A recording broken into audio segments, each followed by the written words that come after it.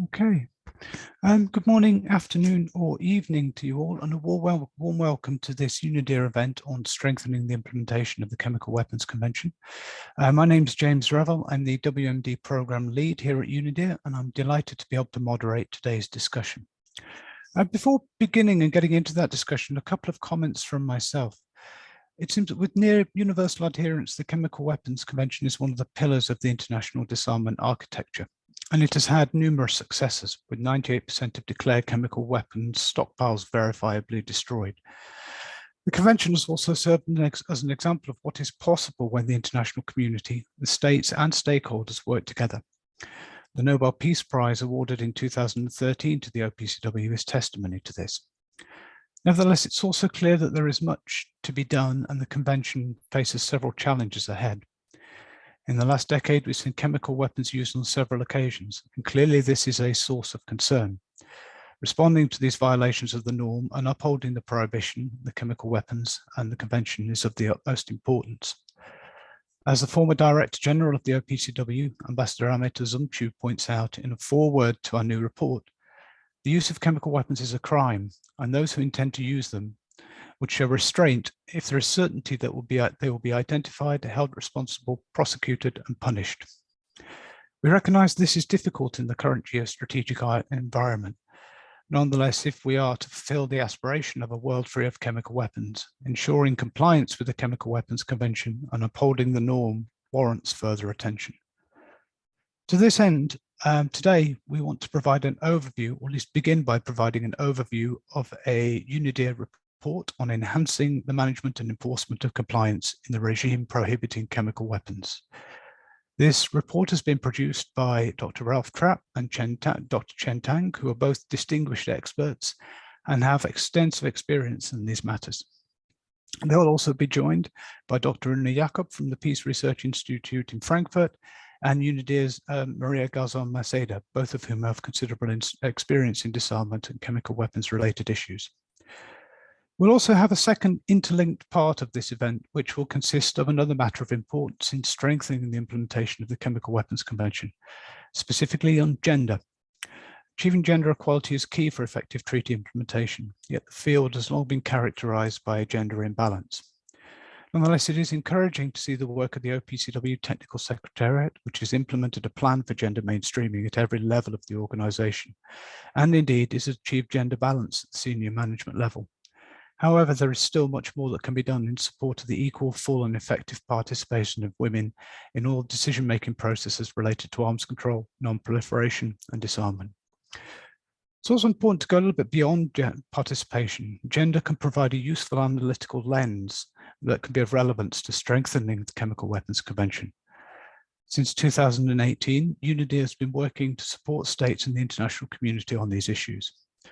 Now, research has demonstrated how the use of chemical weapons can result in horrendous consequences, but these consequences would not necessarily be borne equally between men and women, between boys and girls. In this context, we argue that a gender-responsive approach to assistance can help states and their populations become more resilient to and recover more rapidly from chemical incidents.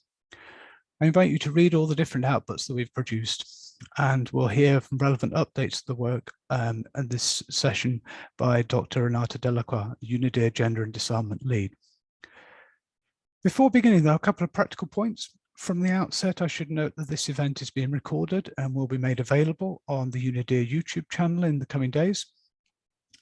The format for this will be a moderated discussion in which I will begin with some opening questions before leading into a Q&A session with audience participation. I would ask that you please use the Q&A function to submit written questions. I will try to get to as many of these as possible, but we do have a limited amount of time, so we can make no guarantees. I should also stress, and this is obviously issues related to chemical weapons can be extremely sensitive, so I want to emphasize that participants are speaking in their personal capacity, and we hope to be able to have a forthright discussion on this topic. To provide some brief introductions, though, Ralf Trapp is an independent consultant working in the field of chemical and biological arms control, safety and security. He is a chemist by training, chemist and toxicologist by training, who has participated as a technical advisor in the negotiations of the Chemical Weapons Convention and assumed a number of senior functions in the technical secretariat. He was also the secretary of the OPCW Scientific Advisory Board from its inception until 2006. Tang is an expert on chemical demilitarization and a consultant on chemical weapons related issues. He is the former chair of the OPCW Scientific Advisory Board, and he also participated in Chemical Weapons Convention treaty negotiations and worked for the Verification Division of the Technical Secretariat as well. Dr. Tang was awarded the OPCW the Hague Award in 2019 for his sustained contribution to a goal of a world free of chemical weapons.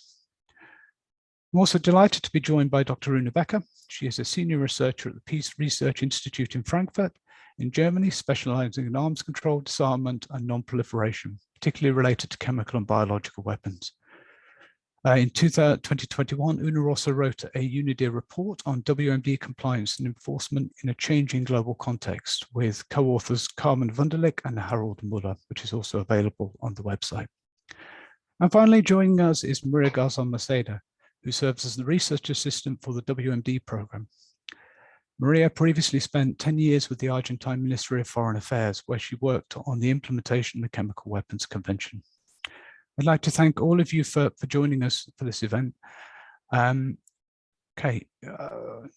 you can find links to the papers that have been discussed so far in the chat box, which my colleague has circulated, and I would encourage you to have a look through some of those. But now if we can actually move to some of the questions, and perhaps I can begin with you, Ralf. Could you set the scene a little bit and provide an overview of some of the legal provisions and the procedures that have allowed states parties to manage enforcement and compliance under the Chemical Weapons Convention? Please, Ralf, the floor is yours. Thanks, Jamie.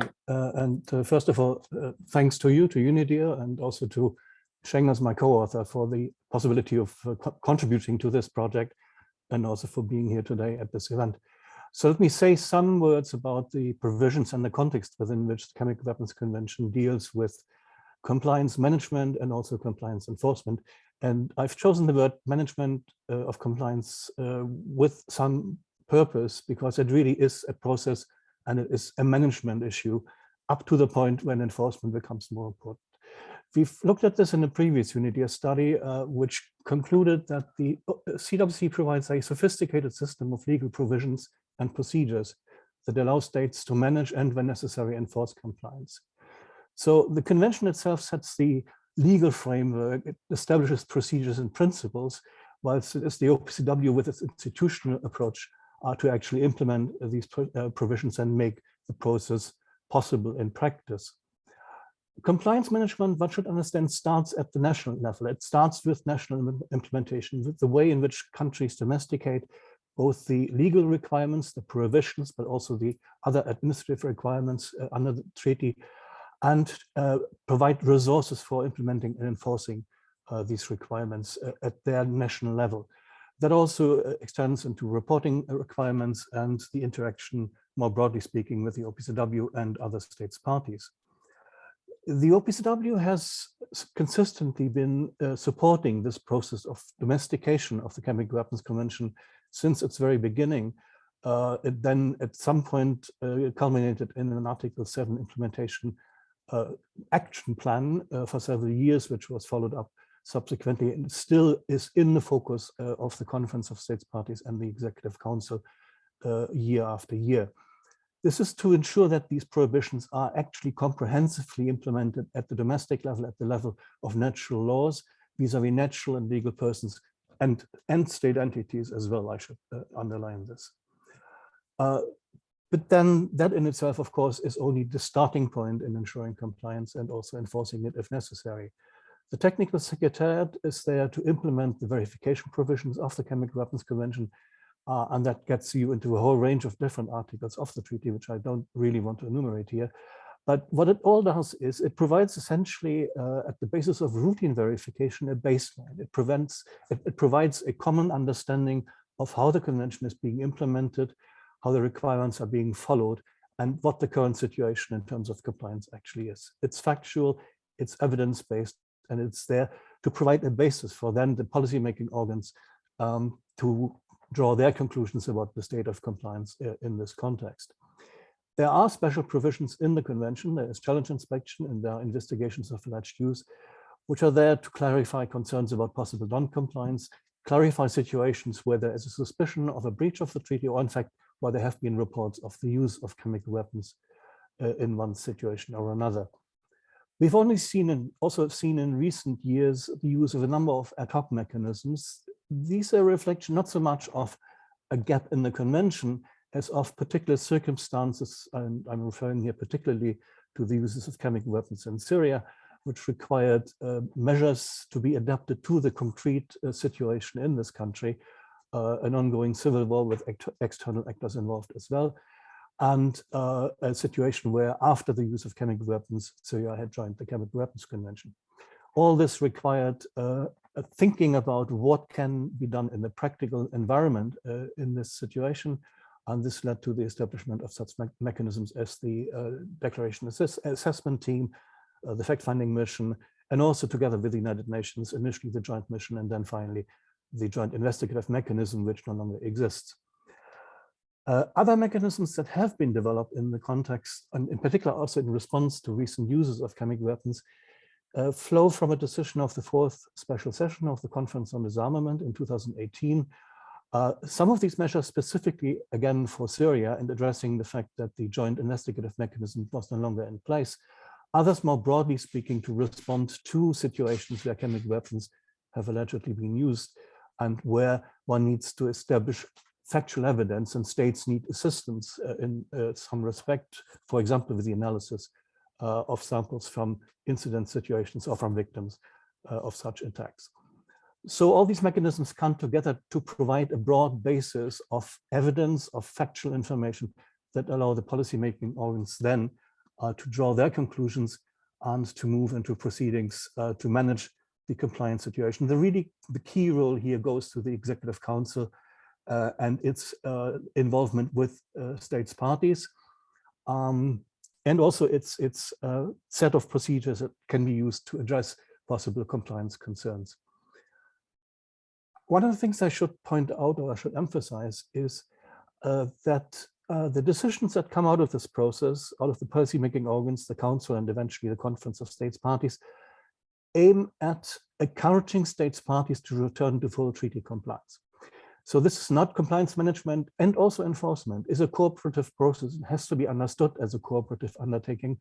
It's not there to punish countries or whatever. It is there to modify and to encourage behavior of states parties in line with the requirements of the Chemical Weapons Convention. This is why we think of it in terms of a cooperative and managerial approach, including when it comes to measures to enforcing treaty requirements. And that gets me into this part of the Chemical Weapons Convention. The treaty also deals with situations where states failed to address non-compliant situations and where they have not been able or unwilling to redress the situation and go back to full compliance.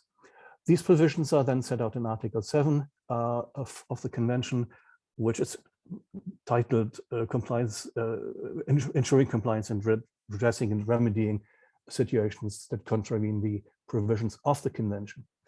Again, a key role here goes to the Executive Council. That's the body in the OPCW that will prepare recommendations for the Conference of the States Parties to take actions on these situations.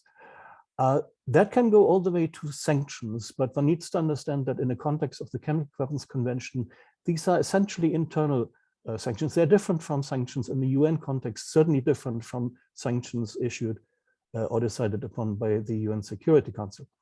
So we're talking about things like restrictions or suspensions of a state party's rights and privileges under the treaty. We're talking about other possible measures that can be taken, but they have to be specific, they have to be targeted to the situation and the context, and they need to be time-bound. They need to be there until the state concerned has actually undertaken all the necessary measures to create conformity again with its treaty obligations. These provisions have really only been used once in the history of the OPCW, and that was again in 2020. In fact, I mean, the discussions began before that, but in 2020, the EC took a decision on the Syrian possession and use of chemical weapons. This was in response to a sequence of findings by the fact-finding missions, before that also the JIM, and then finally the IIT, the newly established investigation and identification team. that attributed, amongst others, responsibility for some of the chemical weapons uses in Syria to the Syrian government. So this was a situation where the Council had to address a confirmed case of chemical weapons use, a clear violation of a fundamental provision of the treaty, and came forward with a recommendation to the conference, which then led to, after non-action by Syria in response to this, and a report by the Director General in October 2020, reporting that Syria had not taken any positive or affirmative actions in this regard, to a decision by the 25th session of the Conference of States Parties in April 2021 to suspend certain rights and privileges of the Syrian Arab Republic. There are other measures in the convention that can be taken. One other step is the decision on collective measures, also under Article 12. This has not happened yet. And again, one needs to understand that these collective measures perhaps go beyond what we've just seen in the Syrian case, but they are not at the same level, in the same quality or basket as measures that could be taken by the UN Security Council. And that is where the Chemical Weapons Convention opens the door, finally in Article 12, to make it possible to take issues to the UN. They can be taken to the General Assembly or to the Security Council, and this can happen either by the Council or by the Conference of States Parties by its decision. Which could then result in measures outside of the realm and control of the OPCW. These are then measures in the UN context, either the General Assembly or the Security Council, which could lead, depending on the situation and depending on how decisions are taken in New York, to investigation missions, to sanctions, to other steps taken in the international context. But of course, it also then creates a framework for national jurisdictions, for states, to make their own assessments and then take appropriate action in accordance with international law. So that basically gives you a broad overview on how this mechanism is established, how it works, or is supposed to be working. And yeah, with that, I think I'll leave that part. Thank you, Ralf. I think that's really useful. And I suspect there are a number of points which we will come back to over the course of the discussion.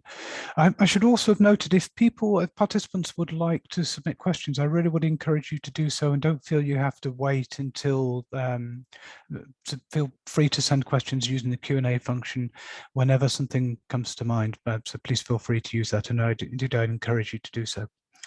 I'd like to turn to you now, Una, if I may, and it's a slightly different approach to looking at this issue. You and your colleagues have written extensively and have deep expertise in the topic of norms.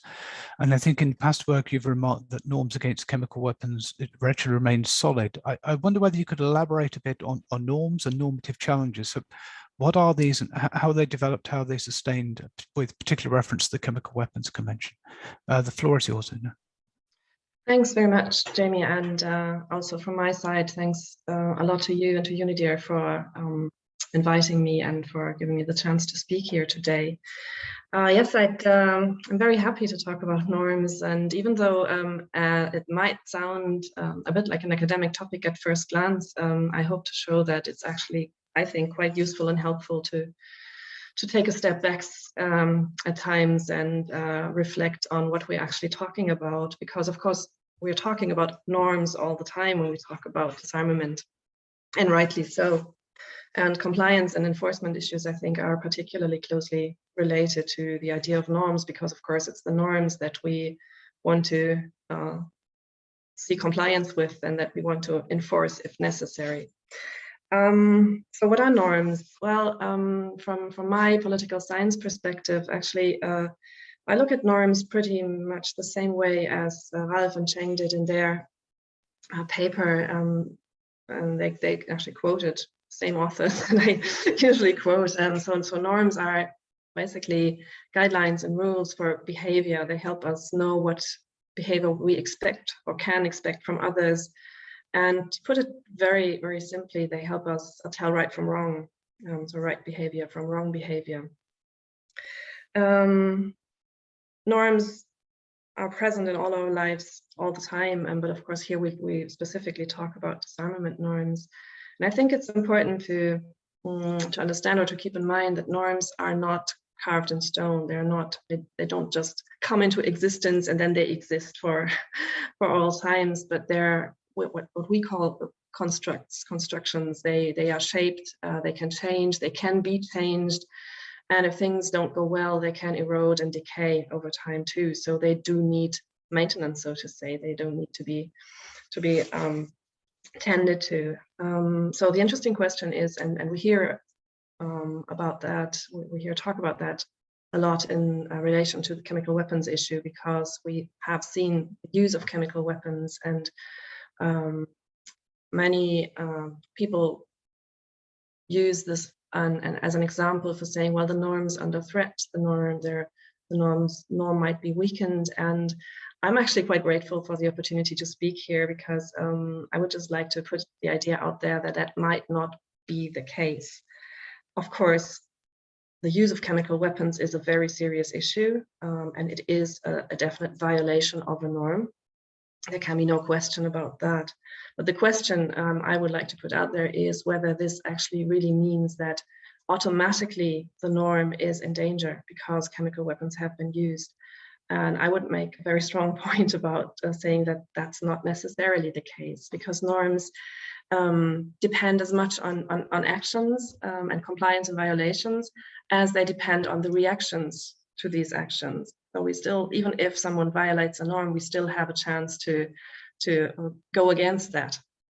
And this, now that's been very abstract now, but to get to the point of chemical weapons use, the reason why I claim that the norm is still solid is basically that everybody says so. I haven't heard a single statement anywhere by anyone claiming that chemical weapons use in Syria was okay or justified or not a big deal. Well, I'm not claiming that I've heard every statement, but every statement that I have heard or read condemned the actions, claimed that they were illegal, that they were morally unjustifiable and all that. And we all the time we talk about a violation of the norm, and we only can talk about a violation if there is a norm to be violated. So my point would be, as long as there are strong statements saying we have the norm and we want to keep it, the norm's still there and it's still strong. And I'd like just to remind people that talking about norms matters just as much as actions. So of course, violations are serious, and they're a serious challenge for the OPCW and for the international community, and we need to find ways to deal with that. I'm definitely not saying, oh, well, it's just a violation, 1 or 2, or it doesn't matter. It does matter a great deal, but it doesn't automatically damage the norm. That's my point. So to uphold the norm against chemical weapons use, I think, first of all, we need to state that it's there and that it's not going to go away. And then, of course, we need to deal with violations, as states parties are doing in The Hague at the moment, and other states are doing in different ways. And we're definitely, well, I guess, going to be talking about that. But I think I made my point that a violation doesn't automatically make a norm a null and void, but is a challenge, but is also an opportunity to strengthen it. So that's my academic discourse into norm theory. But I think, I hope I could show that it's actually quite relevant to the chemical weapons issue too. Thanks a lot.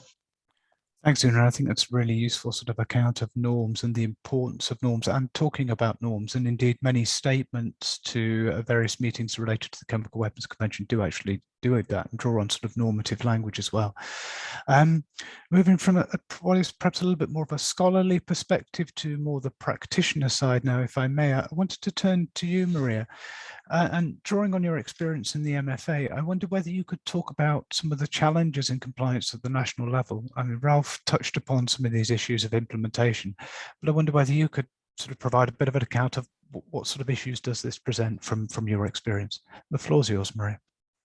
Thank you, Jamie, and thanks as well for having me here today.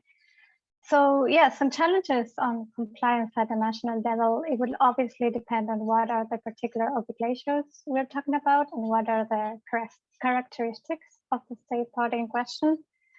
And of course, compliance has these two sides, or actually two ends of the spectrum, right? One related to the core obligations of the treaty that were discussed, and Ralf and Cheng and Una are a better place to discuss these bigger issues of non-compliance. But there's also this starting point, right, that that Ralf mentioned of national implementation. And from my experience, from my research, for many countries, the majority of them, there are a lot of practical challenges related to compliance with all of the national implementation obligations. As we know, the CWC is very comprehensive in its requirements. Countries do need to check a lot of boxes. What is key here to remember about this and why is this important in this context is that every chain is as strong as its weakest link. So I would like to mention maybe 3 main challenges that I see at the national level. They form this sort of vicious cycle that can affect participation and compliance with the convention. So first we have like general political constraints. It's very hard to get these issues into the agenda of ministers or legislative bodies to pass legislation. Usually more relatable day-to-day priorities displace the important task of national implementation. And complicating things further, states to implement and enforce measures require the involvement and the buy-in of a big number of agencies and stakeholders. This is MFA, the military, the police, customs, industry. And this means different interests, different organizational cultures that all need to come together, and this is quite tricky. All of this, it's reflected in the fact that about 75 state parties still don't have any or have only partial initial implementing measures in place. So a second challenge is on financial and human resources constraints. Most countries have one or a few officers for all of the disarmament regimes in the capital, in Geneva, in New York, in The Hague, and they may not be solely dedicated to disarmament topics, right? So this obviously affects meaningful participation, even in virtual meetings nowadays. Studies have shown that participation in disarmament or in arms control forums is almost half for low and lower income countries that it is for higher income countries. And the convention is among the regimes that have a greater difference in participation between these groups of states. These challenges, these constraints of financial and human resources also bring a big information asymmetry for most countries. So they just receive more documents than what is possible for them to process. They might be missing information, right? And all of this affects the timeliness and completeness of the submissions of annual declarations. It's just very difficult to obtain the data and to be able to process and submit declarations that are correct, that are timely, without established means, without dedicated personnel. And thirdly, there are knowledge constraints in a field that obviously requires substantial technical knowledge. For example, the turnover of staff can prevent a sustained involvement through time, generating a loss of knowledge. So there are a lot of knowledge management issues for countries. And as implementation requires a wide stakeholder engagement, it is important that these knowledge constraints are addressed through outreach, through awareness raising, and through training of all of the stakeholders involved, including customs, scientists, the industry. So it's not about just representation in these forums. There are wider challenges to ensuring compliance, which actually begins at home. And there has been a lot of work to take measures to overcome these challenges, and also some simple strategies that practitioners can implement. But I think I'm going to leave it there, and we can maybe discuss that later. Thank you, Maria. I think it's a really useful account of some of those practical implementation challenges, and I think we'll come back to you on some of the strategies subsequently. I'm starting to get some questions in the Q&A Q&A function at the bottom of your screen, so I'd encourage you to continue to submit those and we'll get to them shortly.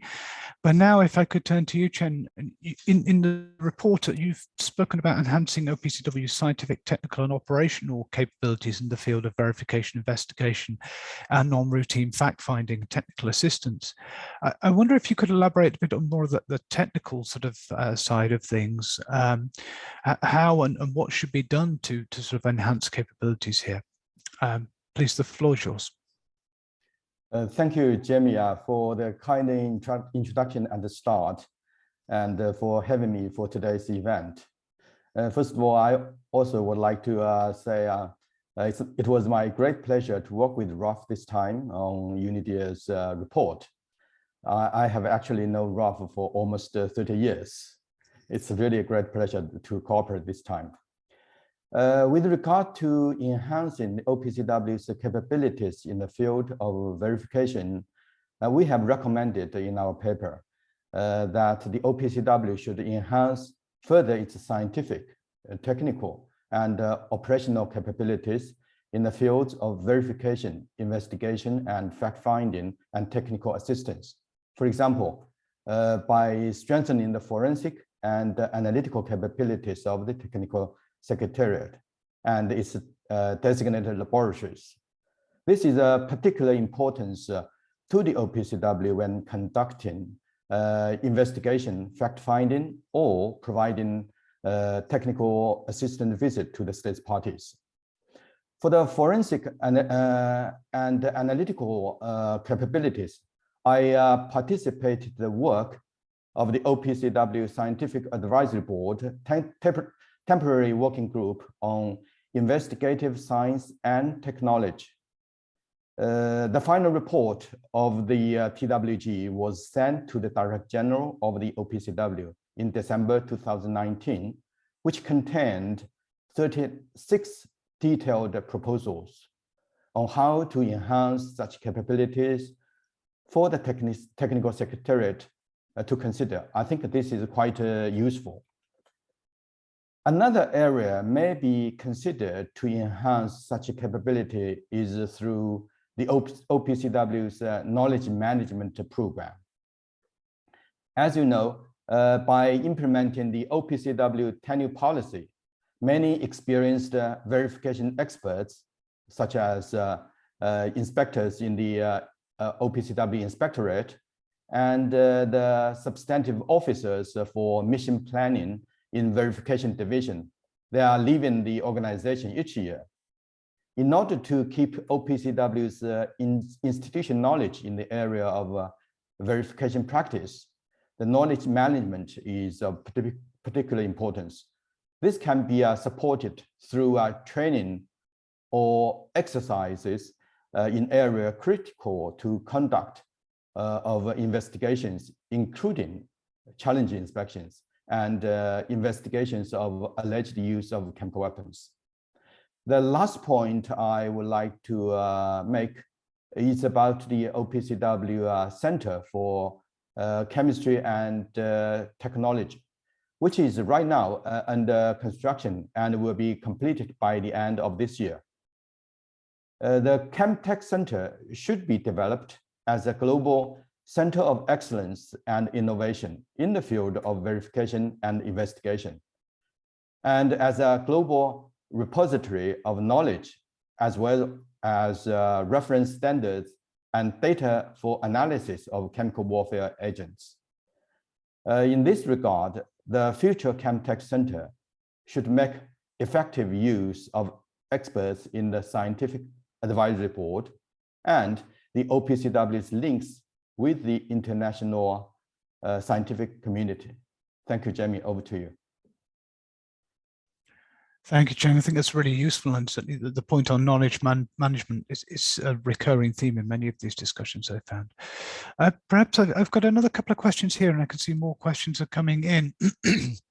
But perhaps I can put one to you next, Ralf. Well, actually, Ralf and Cheng, in your recommendations, you point to undertaking an analysis of legal, institutional, and operational aspects of establishing a generic attribution mechanism based on the provisions of the Chemical Weapons Convention.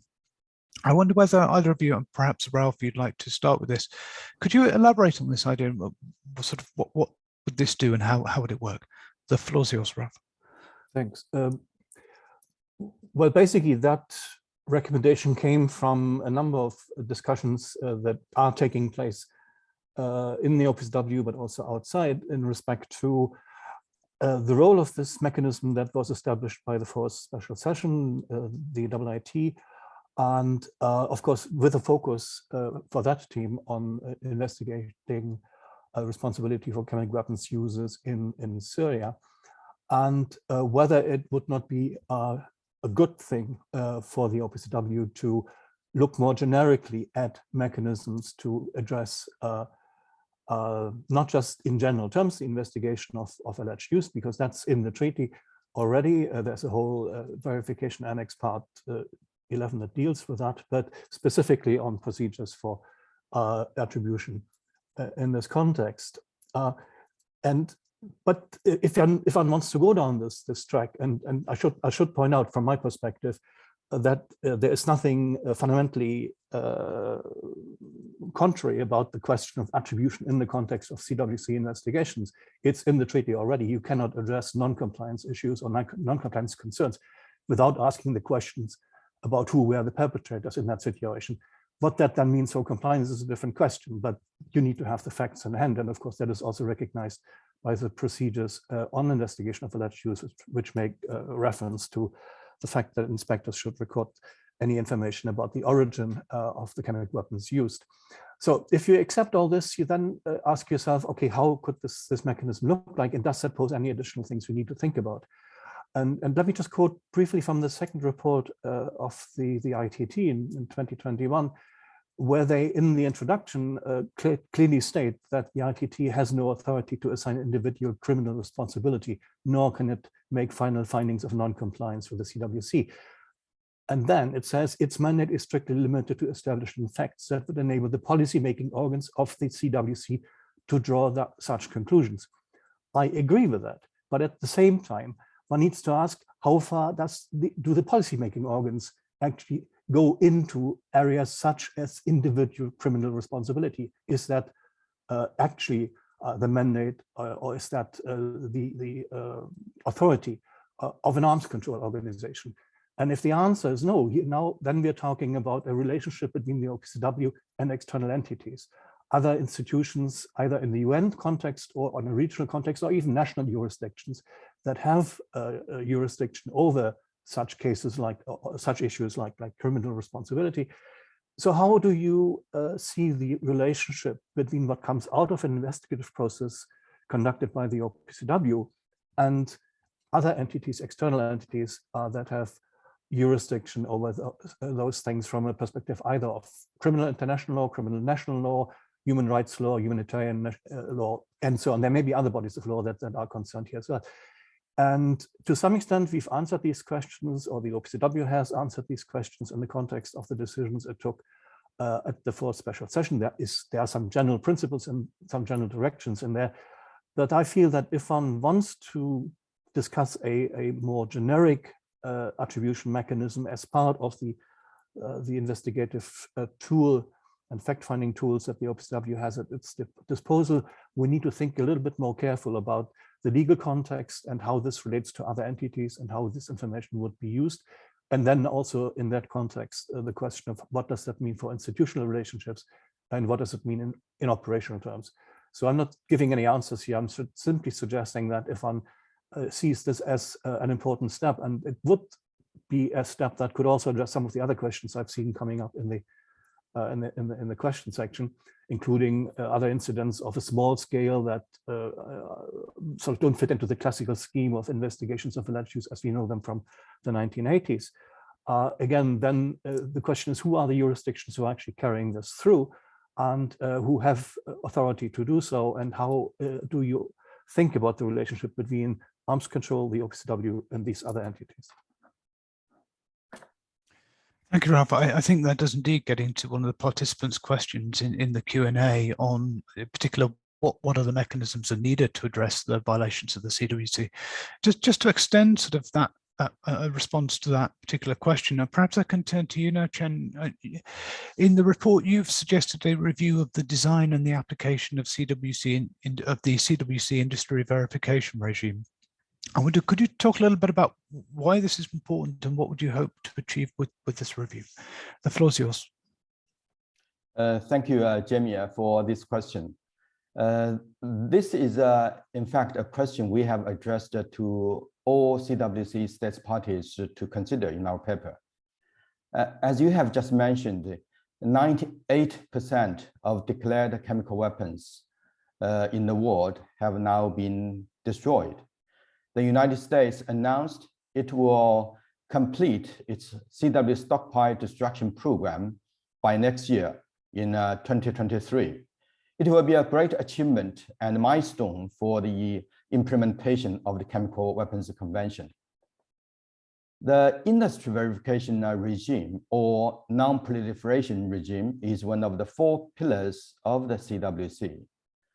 When the disarmament goal achieved after completion of the destruction of stockpile chemical weapons, the industry verification regime will become even more important than ever before to ensure non-proliferation and to prevent re-emergence of chemical weapons.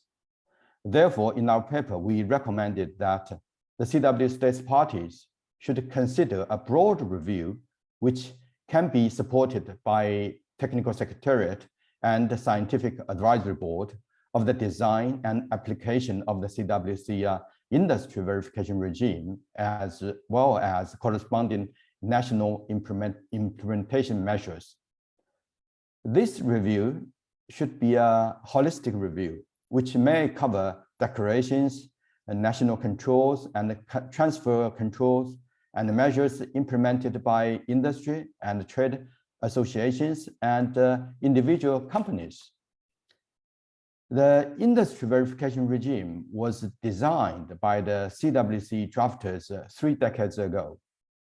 Today's chemical industries are quite different from that time when the convention was negotiated, thanks to the science and technology development.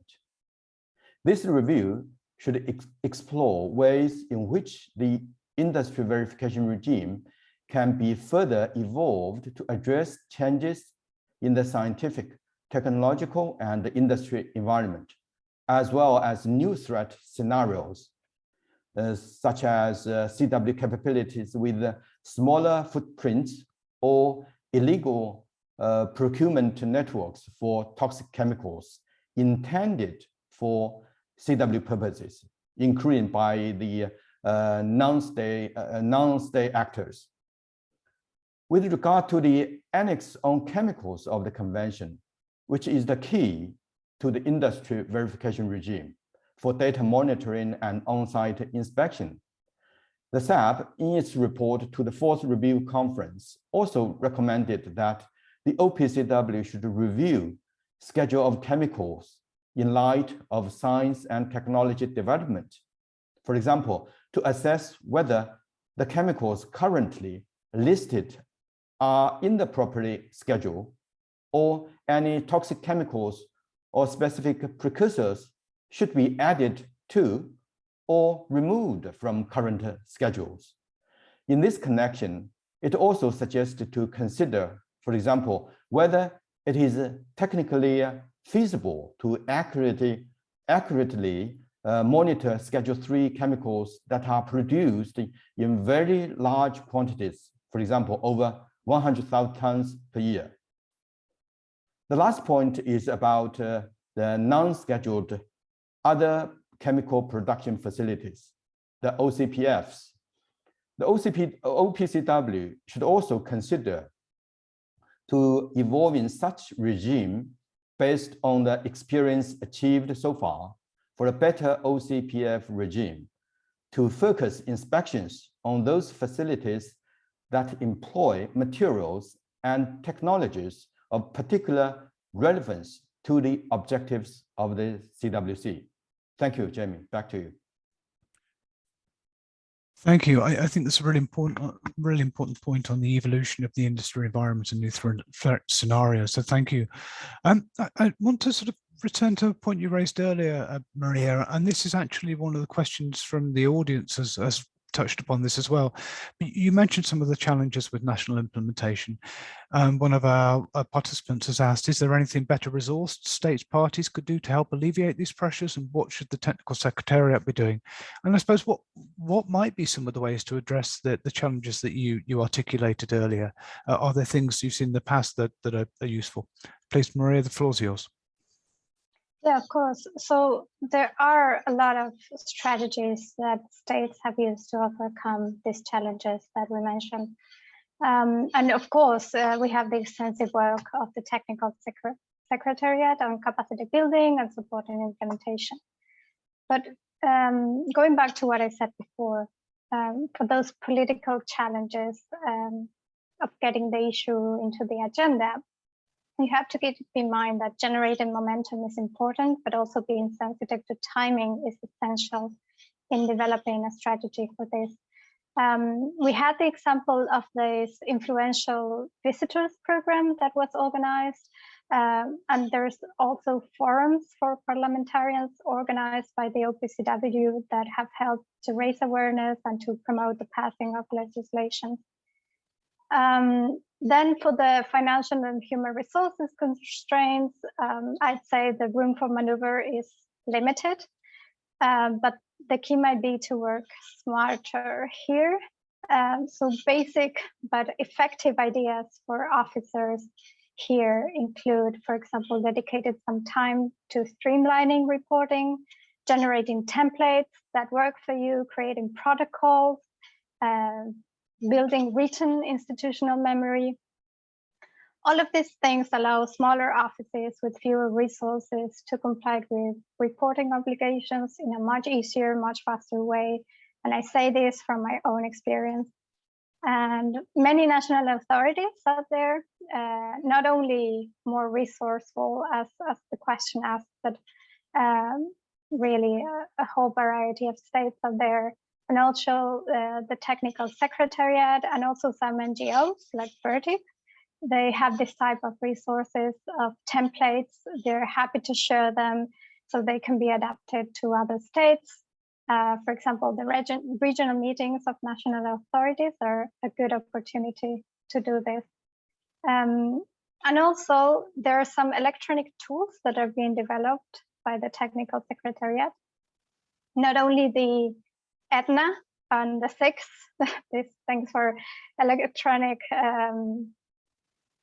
to send in declarations electronically, but also more recently for Article 7 declarations on national legislation. They're trying this out. These are very helpful for knowledge management and for streamlining the reporting process. And lastly, maybe on the knowledge challenges, taking advantage of capacity building programs, of course, offered by the OPCW is essential. And this includes the training for national authorities, for inspections, for customs, and legal assistance. These activities of the Technical Secretariat are becoming more and more targeted and more tailored through the years, which is helpful. But also working smarter here is important. The participants that go and take these courses and later on disseminate the learning to their colleagues through internal workshops, or that actually produce internal documents. All of this has a multiplier effect. And even if they move on to another job, this helps keep a certain level of knowledge on compliance and implementations through time. And countries can also support and rely on each other. For example, back in the capitals, we have the OPCW Mentorship Partnership Program that is quite good. This allows for the exchange of best practices for sustained cooperation between national authorities that benefits both sides. So essentially, these challenges are not going away easy, and some of them are systemic, but there are a lot of tools and resources that can assist practitioners. including, and apologies for this plug, but the briefings and publications from UNIDIR.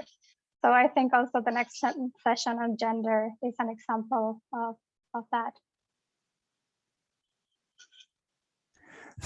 Thanks, Maria. I think it's good to hear that there is some progress and resources available. It's always encouraging, despite the sort of continuation of challenges. Now, if I could turn to you, the several sort of questions have emerged. And Una, there's a couple of points directed to you in relation to norm erosion. If you'd like to reply to those, please feel free. But there's also a question which perhaps is to all panelists, but perhaps if I can start with you, Una. And it suggests, I wonder if our speakers could reflect on how difficult it might be to strengthen things like forensics attribution, given that some states will likely be against widening or deepening such capabilities. It's a question of how do you see this happening? Is it something through votes, and what are the implications of that sort of, given the political context, how do we proceed with this? Una, please, the floor's yours. Yes, I think, yeah, with regard to this sort of dual development, that we strengthen one aspect and weaken the other, I think that's quite a tragic situation, really. I think for the time being, for the Syria situation, I don't really see, well, I don't really have a way out of this situation, as long as the positions are so entrenched and rhetorically entrapped.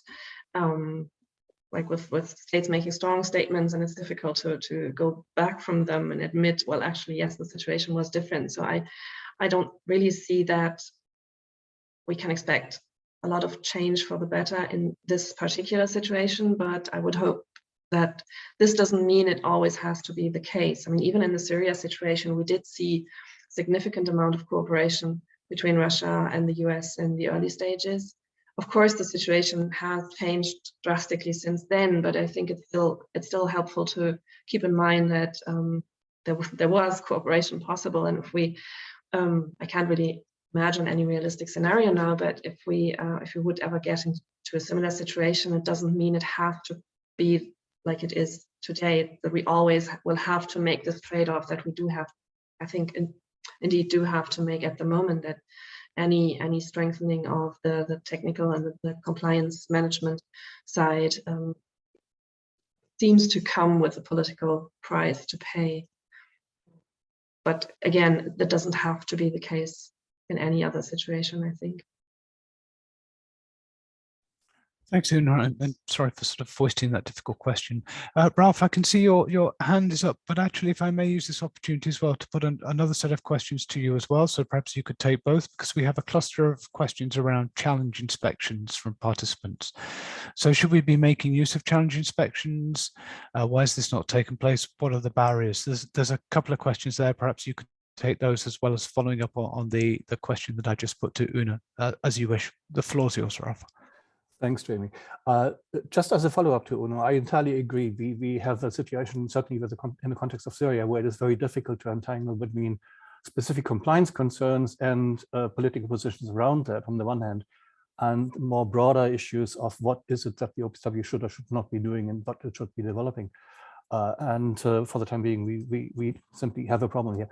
But I wanted to reflect in this context also on the use of voting in the council. My view on that is, and also by the way in the conference as a consequence of that, is that voting as a procedure or as a mechanism in council proceedings, which is different from what the conference is doing. The conference has a different decision-making process compared to the Executive Council. That was designed specifically with an eye on how you deal with compliance and non-compliance issues, how you deal with concerns about non-compliance, and how you deal with situations as we had them in recent years. So, and it was put in there to make sure that we would actually, or that the OPCW would be able to address and respond to non-compliance situations quickly and on the basis of a majority of view of what the actual situation on the ground was. So that's why we needed a mechanism of voting in the council that was not the same as in the conference, where you start by approaching it as a consensus process, and if you can't reach consensus, then you go into a cooling down period, and then you go into a vote if necessary. I see this differently from situations where you talk in broader terms about what you should do with the OPCW, or how you should develop capabilities and how you should focus the work of the organization as a whole. That is not really something you should develop by voting, at least not in my book. So what we need is a decoupling of these things if we can. And I agree that's not going to be that easy. And we need to maybe something like a broader approach to also very careful and quiet lessons learned discussions, not at the level of the technical secretariat, but at the broader level of the council, of how have we dealt with non-compliance situations so far, might be helpful to get these things apart somewhat and say, what of it is it we need to carry forward and adapt to what we need, and what of it is it where we have problems. But maybe that's just idealistic, I don't know. On the question of challenge inspection, first of all, you'd have to ask countries why they haven't used the mechanism, because it is countries that trigger it. It's not the secretariat, or it's not any other actor in the context. And my feeling has always been that technically it looks very straightforward. There are set out procedures. The most detailed procedures you have in the treaty are about challenge inspection. So everything should be very clear, and it should be clear how you use it, when, why, and what happens next. In practice, the moment you come close to launching a challenge inspection as a state, the context within which you are assessing what you're doing gets out of a sudden much broader, much more complicated and complex. And so there are inhibitions about using the mechanism. And even if you look at it from a perspective of what is the role of challenge inspection in the convention itself, it's not a routine mechanism. It would have been a routine mechanism had we put something like a quota in it, and you can launch or you can receive up to 3 challenge inspections per year. Once you do something like that, it becomes a routine mechanism, and people will actually use their quota just for the sake of using it. We've not done that. We have a mechanism that clearly is linked to a suspicion and allegation of a non-compliance situation, and there comes a whole political and procedural burden with that. So it's not an easy process to go through, and it has lots of protections. So I can see a lot of reasons why countries haven't used it. Having said that, it has to be there, and it has to be operational. It has to be something you can launch if you really need it, if there is a situation where you think this is an opportunity. So I think there isn't really an answer to the question of why we haven't used it, or whether we should use it. States need to make up their minds themselves as to whether they are willing to go down that track, and also then live with the consequences, including the consequences for the mechanism itself. But what we need to encourage is that the Secretariat is clearly capable of implementing one if there should be a call for challenge inspection, and that involves things like training and technical capabilities, including forensic capabilities and things like that. So again, there's something which I think has to do with having the ability to do it versus whether you do it and how often you would end up doing it. Thank you, Ralf. I think the point on forensics towards the end has sort of sparked off a thought of my own, but I shall come back to that. Thank you there. I'd like to offer the floor to you now, Cheng, in case you'd like to reply to the question first posed by Una, or follow up on the points made by Una or Ralf. And also really, perhaps you'd like to take the lead on the question of how do we best universalize the Chemical Weapons Convention, which is another question which has appeared in the chat. And I'll open that up to others as well, so if anybody wants to take that. And then subsequently, there's also a question on transparency with regard to declarations as well, which I'll turn to. But perhaps, Cheng, if I can give you the floor to follow up on the question to Una or Ralf, that Una or Ralf took, or the universalization issue. Please, the floor is yours. Okay, thank you, Jamie. I see the Paul. Thanks to Paul for the workers the question.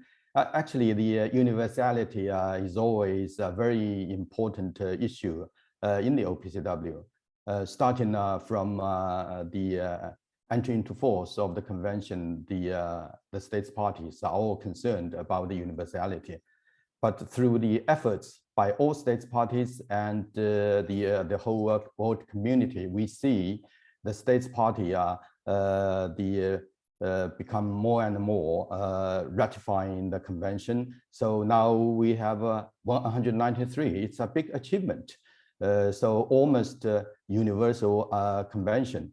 However, as Paul mentioned, we still have 4 countries missing Egypt, Israel, North Korea, and South Sudan.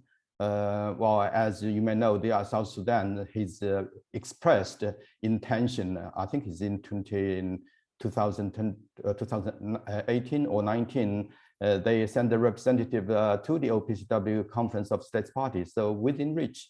So I think the measures we can do is through the engagement by states parties close to these countries to encourage them or give the trainings, OPCW Article 10, 11, this kind of seminars. We can all, through these different formats, and to engage them.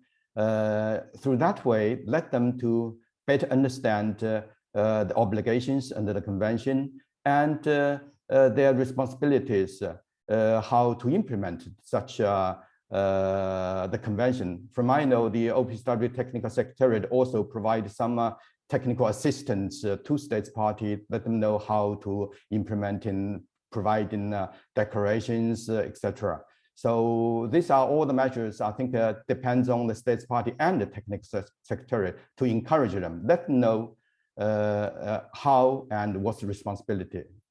Regarding last questions, Paul's about Taiwan, I think this is a little bit too political. I think as a Chinese here, I think this is you may see the examples.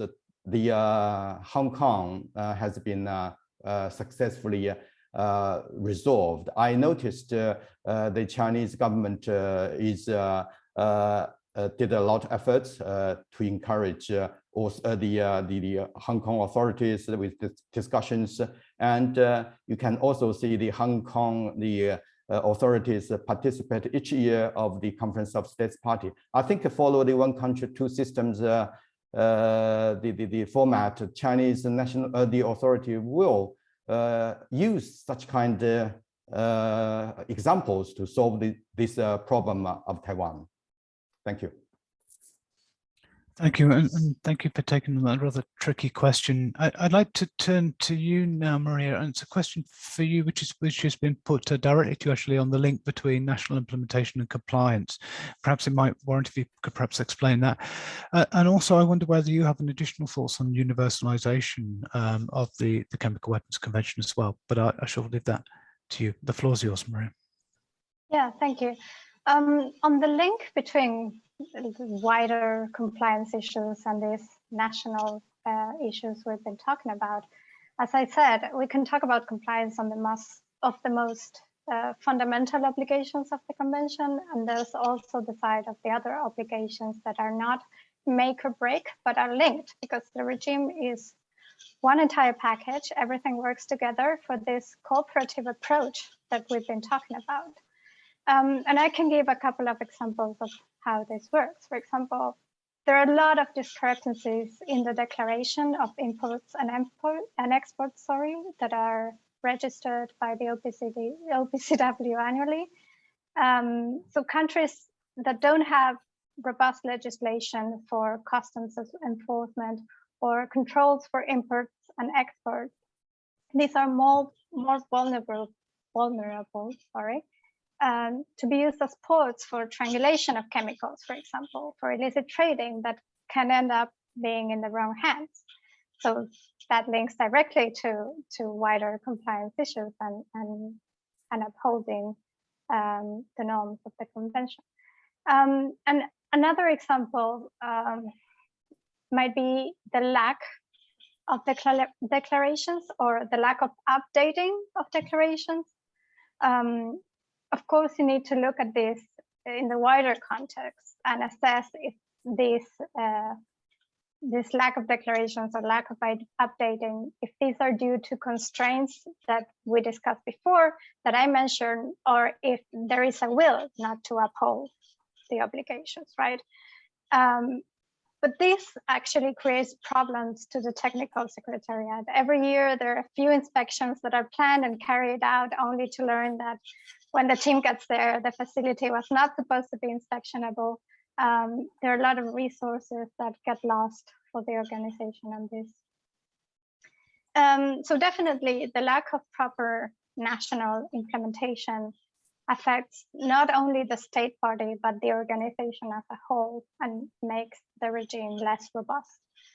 And Jamie, to your other question on universalization, I think very briefly, as Cheng said, high-level political engagement is key, and the role of the Director General is key here through visits and diplomatic engagement, and just not giving up, being persistent, right? This is keeping the objective in mind.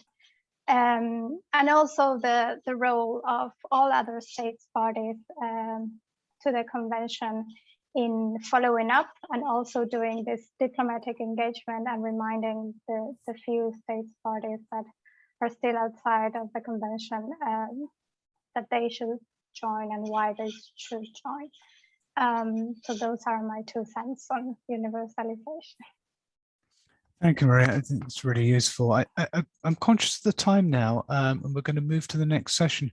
But we've had the submission of a series of comments with sort of questions woven in, which I kind of want to use this as a point to open it up to all the panel to see how they'd like to respond.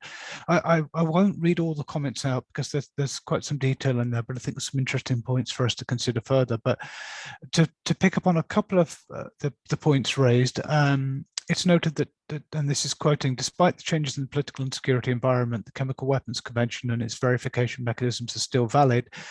And we're concerned that there has been a trend to seeing some of these existing mechanisms being put aside, and instead with the creation of several ad hoc mechanisms instead. There's also a couple of points on issues around the chain of custody, and a number of other points are raised in these comments. And it does raise the question to strengthen compliance. We should think about how to make better use of these existing tools. I wonder whether anybody wanted to take that question. And there's actually an example further down in the comments that have been submitted. If one state's party has uncertainties, there's the possibility of using Article 9 to seek clarification. I wonder whether anybody wants to take those points. And I'll also, with your indulgence, colleagues, if I could perhaps ask you to give you 2 minutes to wrap up as well and provide a summary or final thoughts before we move to the next section as well. I don't know whether anybody wants to start. Ralf, please, the floor's yours. Thanks. Well, you just mentioned Article 9 procedures, and first of all, I'd like to very much agree that one of the tools in the convention that I think has been underused is the whole set of procedures we have in Article 9 before you end up in the provisions on challenge inspection. Both at the bilateral level, we have some references in past reports from review conferences that these bilateral clarification missions or procedures have been used between states parties. Of course, they are bilateral, so there's not that much available in public about what actually was discussed of the issues, where some of these issues in the early years also involved the technical secretariat, and in fact, certain technical assistance visits that they carry out to assist countries and understand what a situation to a specific facility actually was and how that should be looked at in terms of complying with the provisions of the treaty. So I would agree we need more involvement of these procedures, and in particular the procedures in the council where we are discussing what the compliance situation actually is. We're trying to get all the information together. This gets me into the question of using existing mechanisms such as challenge inspection, investigation of alleged use.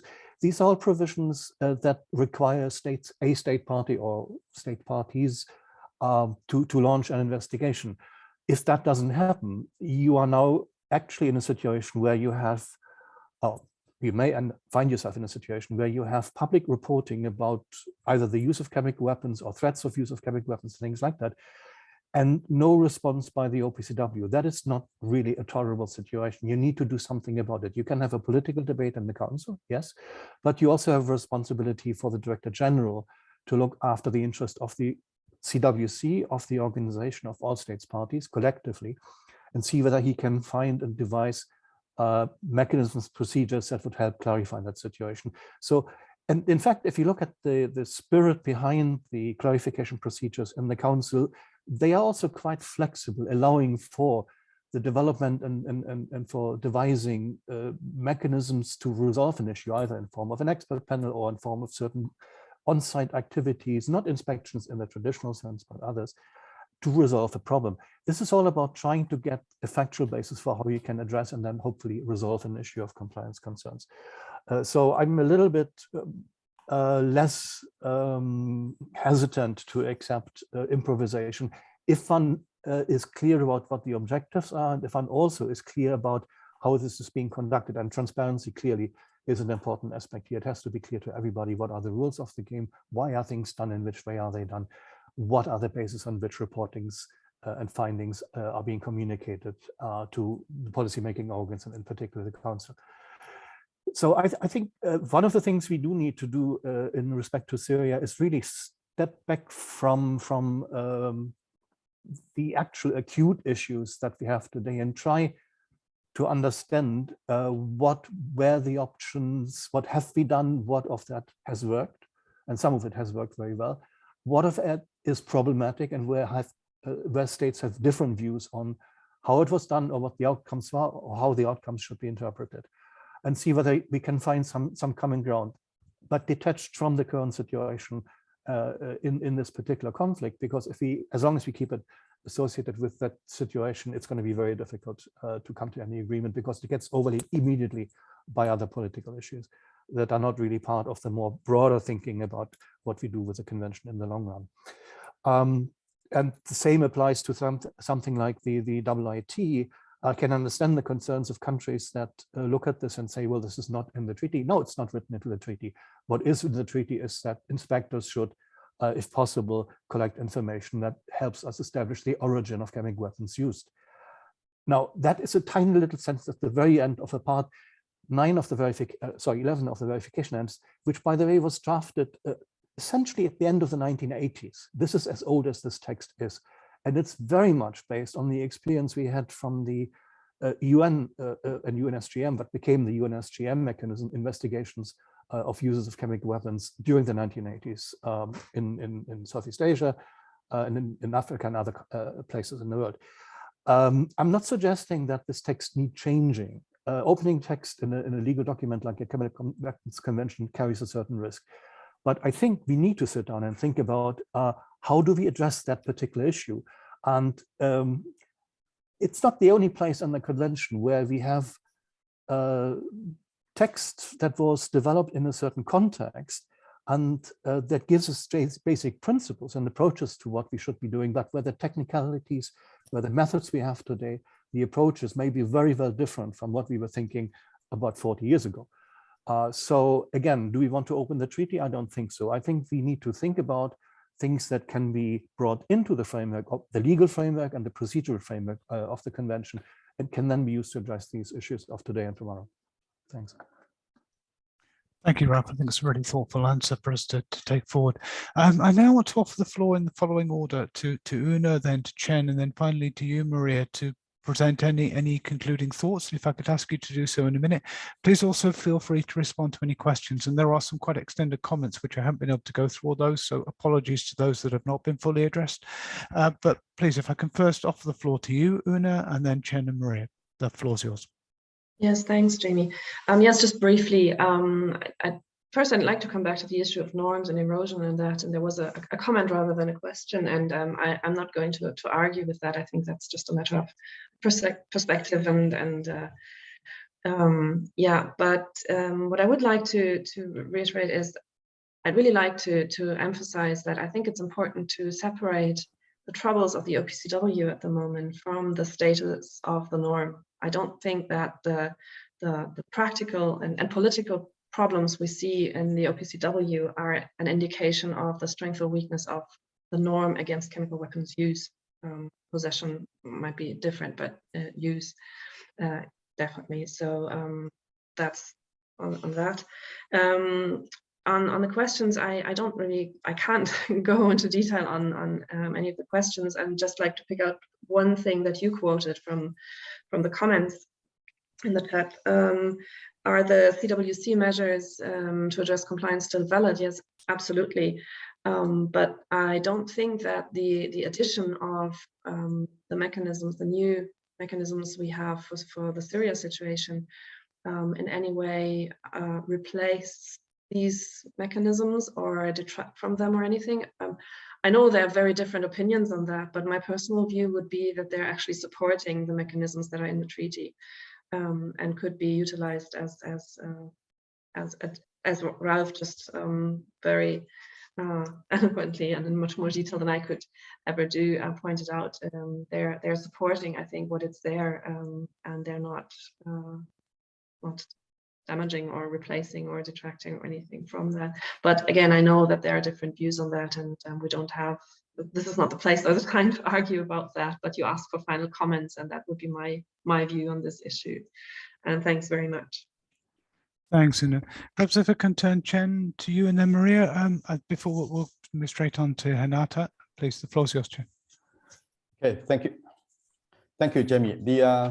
Well, I picked one of the questions in the discussions, the questions, answers. I see some comments. The delegations talked about the divisions among states parties and dividing in the conference of states parties. This is true. So that's why I think we need to strengthen in the norms also among the states parties. I think we need also to enhancing the cooperations among the states party discussions or dialogues.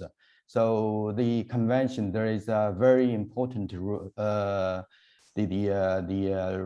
the articles or the requirements is the consensus. So I noticed in recent years the consensus among the conference of states parties are facing problems. Therefore, we also encouraging the states parties need to between themselves to increase the dialogues. In that way, we can in the full implementing this convention in the best way, not just by voting. I agree that by voting is not a way to solve every problem. So only dividing the problems, but it needs a lot of work. Well, for the final words, I would only like to say the convention, chemical weapons convention, is unlimited duration. Therefore, our efforts to ensure the norms against the chemical weapons and the full compliance to the convention should also be endless. We unite together. Thank you. Thank you, Cheng. Maria, with your indulgence, could I ask you to provide some remarks after Renata speaks, assuming Renata, you're still there, if that's okay, because I do want to continue this discussion and welcome my colleague, Dr. Renata Hesman-Delacroix. Renata is the program lead for Gender and Disarmament at UNIDIR, and before joining us here, she was Deputy Director of Projects, Brazilian Center for International Relations. She is a recipient of the United Nations Women's Scholarship for Peace and has conducted research and published on international cooperation, security, disarmament, non-proliferation, and arms control, and a range of issues related to nuclear energy governance as well, and has a PhD in History and Politics from the Vargas Foundation, Brazil, as well as a master's degree in International Politics and Security from University College of London. Renata, thank you for your patience. Please, the floor is yours. Thank you very much for this kind introduction, Jamie, and it's a pleasure to join today's discussion. As Jamie noted, I lead UNIDIR's work on gender and disarmament, and I'm very happy with this opportunity to present with an update of the work we've been doing on gender perspectives and issues related to the chemical weapons regime, to the Chemical Weapons Convention. So when it comes to gender and disarmament, there are many ways in which we can approach the interlinkages between these two areas. But in arms control and disarmament, we have seen mostly two avenues for bringing gender and disarmament together. The first one has been to look at who gets to participate in arms control and disarmament discussions. And then we see that the large majority of diplomats participating in international security, in arms control and disarmament are men. So that's why we have a gender lens to look at how we can improve gender balance and women's participation in this area. But also gender can be a useful analytical tool to use to examine the substance of the discussion. In this case, the issue of chemical weapons use. And UNIDIR has conducted research on both tracks, let's say, of this topic. And you can find the information about both gender balance and gender perspectives in a recent fact sheet that we launched on the margins of the last conference of state parties in December, I guess it was. And I'd like to present some of the main findings of our work in this area. I'm conscious of the time, so I'll try to be brief. But please know that UNIDIR has a gender and disarmament program, and we are always available to support state parties and stakeholders in bringing this set of frameworks together. So when it comes to women's participation in CWC discussions and meetings, what we found is that the level of women's participation is similar in the Chemical Weapons Convention meetings to other meetings in arms control and disarmament, where women are represented as a third of the delegates attending the discussions. Looking more broadly at gendered patterns of engagement in chemistry, we also see that data from the UK and the US shows that the proportion of women completing undergraduate degrees in chemistry is actually higher than a lot of other STEM subjects, but the gender gap increases as one moves up from the undergrad to senior levels, showing a negative correlation between the proportion of women and seniority in the discipline of chemistry. And I think this is interesting for us to understand, because the challenges that prevent a woman from developing a career in the academia may be different than the challenges that prevent a woman from developing a career in diplomacy. And we need to have the tools and the resources to analyze and understand what are the challenges for that and how we can overcome those. And I think one number that is very much striking is the out of 187 laureates of Nobel Prize in chemistry, only 7 are women. And this gender gap is actually problematic because women's underrepresentation may reinforce existing biases in scientific research, and they may prevent opportunities for discovery and innovation in chemical sciences. As we have also seen in other areas of arms control and disarmament, where the challenges are so great, as we've been discussing here today, we cannot afford to exclude 50% of the population. We need the best and the brightest to be able to overcome these challenges. And I think this is something that state parties have already acknowledged in the context of the CWC, and also the Technical Secretariat has been doing specific outreach and engagement to ensure women are fairly represented in their structures. And as Jamie mentioned before, we have seen that the Technical Secretariat achieved gender balance at the leadership level, but there is still a gender gap at professional and higher levels as well.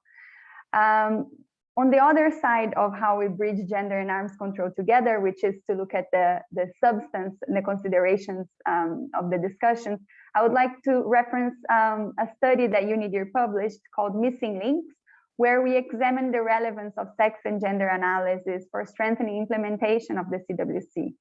And then actually it wasn't about who is in the room, it was about doing literature review and seeing if there are specific issues, for instance, variation in levels of susceptibility between men and women to specific toxic agents, sex-specific problems in reproductive health resulting after exposure to toxic agents. For instance, studies have shown that children may be at greater risk of exposure than adults to toxic effects of chemical weapons. And in terms of how gender roles shape experiences of social stigma, for instance, studies have shown that chemical weapons victims are vulnerable to social stigmatization, and that varies according to culture and according to representations of gender roles in specific cultures. And I think these are all relevant issues for one to consider when developing assist and response strategies, for instance. How can we best support survivors in specific cases? We should also note that the threat of stigmatization can dissuade people from seeking medical assistance and from reporting cases. And this would have also implications for how a community recovers from this incident. That's why we decided to include gender also in this session about strengthening the implementation of the convention, because it points to relevant issues we should consider. Awareness of sex-specific differences, of gender dynamics that could lead to more effective assistance. And I think this is the point I want to get to. It. Why does this matter? It matters because applying a gender lens to public health response can increase resilience and can lead to better recovery from chemical weapons attack. Ultimately enhancing the security and well-being of states and people. And I think that's a shared goal that we all have here today from the different angles that we approach this topic. I think we're all trying to make sure we are enhancing security and well-being of people and states. So how can we move forward with this agenda? The fact sheet that UNIDIR published has some ideas. And some of them are things, we are highlighting things that are already happening. For instance, there are several initiatives ongoing to combat harmful gender stereotypes in sciences and to promote gender diversity in the field of STEM. And I would like to highlight, for instance, OPCW Women in Chemistry Symposium, as well as other initiatives that have contributed to this goal. I think when we have events about the topic of arms control and disarmament, it's always good to have diversity of gender, of expertise, of knowledge, of geographical background, and we always strive to do that, and we encourage our partners to do the same. I would like also to highlight the work of the International Gender Champions, which have been very active here in Geneva, but also in The Hague, and have helped to raise awareness about issues related to gender imbalance and to translate that awareness into practical everyday action. In terms of taking this research agenda forward, there are many things that we could do. For instance, mainstreaming sex and gender analysis in national public health systems, funding research to better understand the differentiated impacts of toxic agents among men and women, boys and girls, and support the establishment of mechanisms to collect such data, and providing gender sensitive assistance to survivors. I think this is something that is more advanced in the field of conventional weapons control, but that also we can also look in the field of chemical weapons disarmament, in the field of other areas of disarmament. So this was my brief overview. Thank you very much. And I hope you found it relevant to your work as well. Thanks, Renata, and we look forward to continued work with you across programs on this topic. I think it's important. The material should be available in chat, and I'm conscious of the time, but we're happy to take any brief questions on this. And please do note the person who indicated in the comments they were unable to get a copy of the report, we will email that to you. If I could just briefly turn to you, Maria and Ralf, and then I'll very quickly wrap up. But Maria, please, the floor's yours. Yeah, of course. So I know Renata mentioned gender diversity in STEM and also who is seated at the table in negotiations and in meetings. But if I can speak from my personal experience, I would like to add one more aspect to that first set of issues that you mentioned, Renata. When I entered this field many years ago, there was virtually none or very few women working on disarmament and non-proliferation, arms control. Few women that I could relate to or look up to and imagine what my career in this field would look like. The few that were there, honestly, they were not treated very well because they were working in a masculine environment. But of course, this didn't prevent me. I had several great male mentors, but looking back, I understand how that affected me and how powerful and how meaningful it would have been for me to have more women in those positions. So on top of what was discussed about the importance of a gender lens, gender mainstreaming, and equality for an effective regime, I want to add this other aspect of how representation is important. And I do mean representation not only based in gender, but also other underrepresented groups in the field. I cannot overstate the impact that this has on young people and how they engage with these issues, how they engage in the field, and how this changes what the table would look like in the future and who is seated there. So yeah, representation matters. Thanks, Maria. That's sort of frank insights on that as well. Thank you. Ralf, did you want to comment on this quickly before I wrap up? Yeah, just to basically follow up and confirm what was just said by Maria, but also by Renata. I mean, having been in the negotiations since the beginning of the 1980s, somewhere around then, this was very much a security-driven and hence very much male-dominated business. We had women in there, but not that many. And at least we got now to a stage where we have more women in the process, both in terms of within the organization itself, and also on the outside in terms of NGO participation, support from society, and so on. The real problem, the real challenge I think we face is to encourage and find women who will end up in lead positions, in leading positions in the organization. We have, I mean, I've worked with a whole range of wonderful women in the OPCW when I was there, highly competent, highly engaged, and very effective, and also bringing a different perspective to certain things. I think one of the things that helps in the OPCW context today and over the years is also that, yes, we have this basis of arms control and security at the core of the treaty, but we also have a whole range of issues that relate to it that need to be addressed and implemented that go way beyond the traditional security perspective.